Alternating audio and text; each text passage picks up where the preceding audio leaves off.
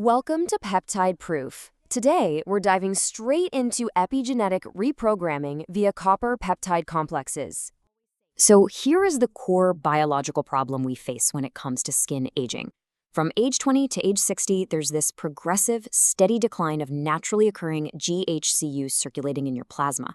Now, GHC-U isn't just some basic building block. It's actually a critical signaling molecule that regulates over 4,000 human genes.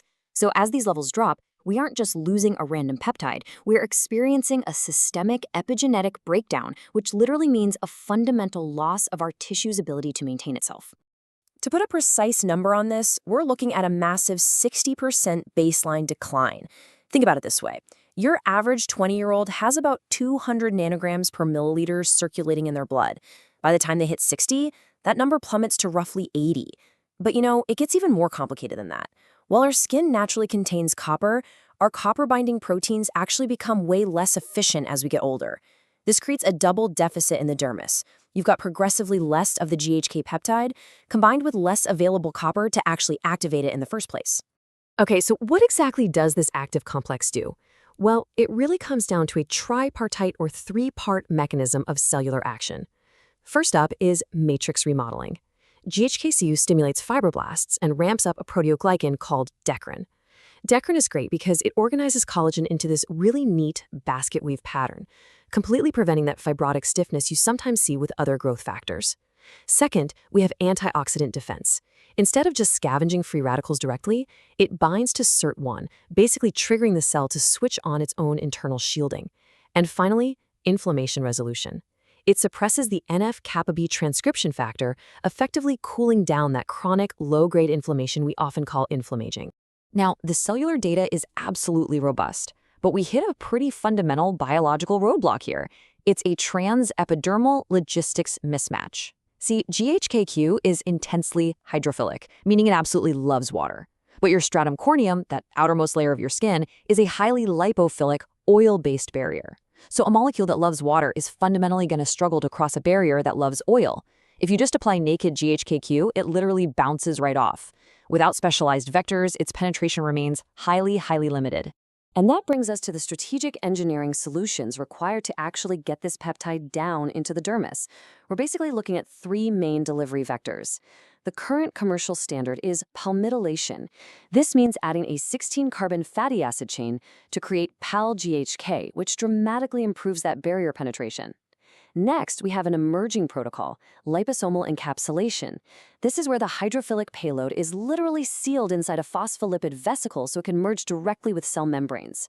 And finally, there's physical microneedling, which creates microscopic channels to just bypass the stratum corneum entirely. Now, even if you have the right delivery vectors, a lot of commercial GHK-Cu products just fail on the open market due to poor formulation compliance. Let's shift into clinical mode for a second and look at these anti-patterns. Because honestly, understanding what ruins this peptide is just as crucial as understanding what it actually does. First off, let's break down concentration confusion versus pH stability. When it comes to GHK-Cu, more is absolutely not better. The strict therapeutic window sits right between 0.05% and 0.2%.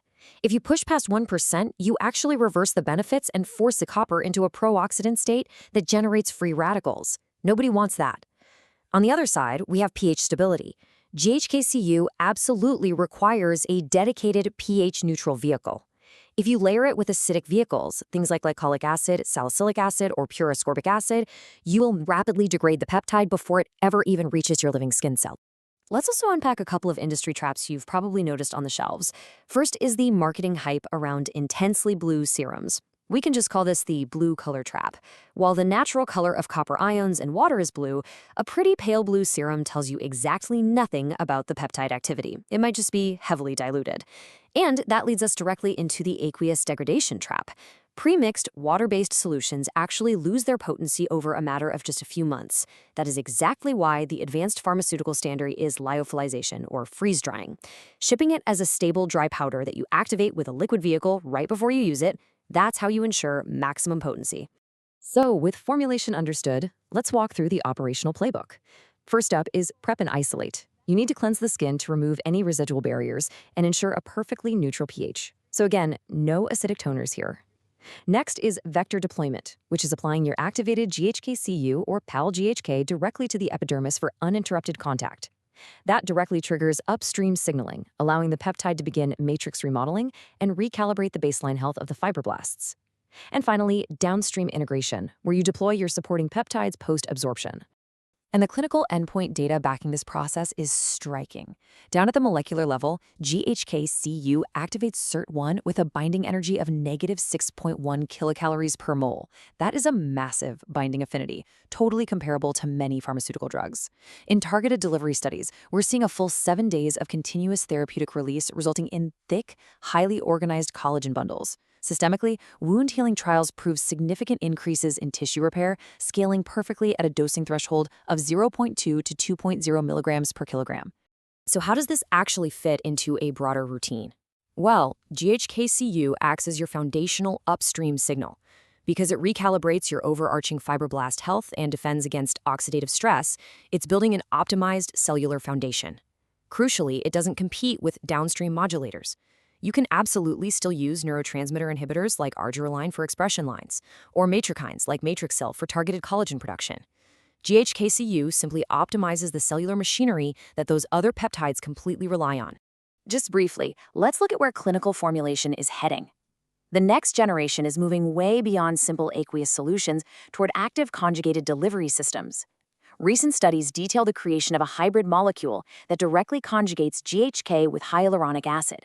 This combination doesn't just enhance delivery, it demonstrates enhanced angiogenesis, which is blood vessel formation, and even osteogenesis for deep tissue repair. It's a massive leap forward for maximum dermal retention. So, with vectors advancing this quickly, the real question isn't whether copper peptides work, but whether your formulation is actually built to deliver them. That's all for this explainer. Thank you for watching, and we'll see you in the next one.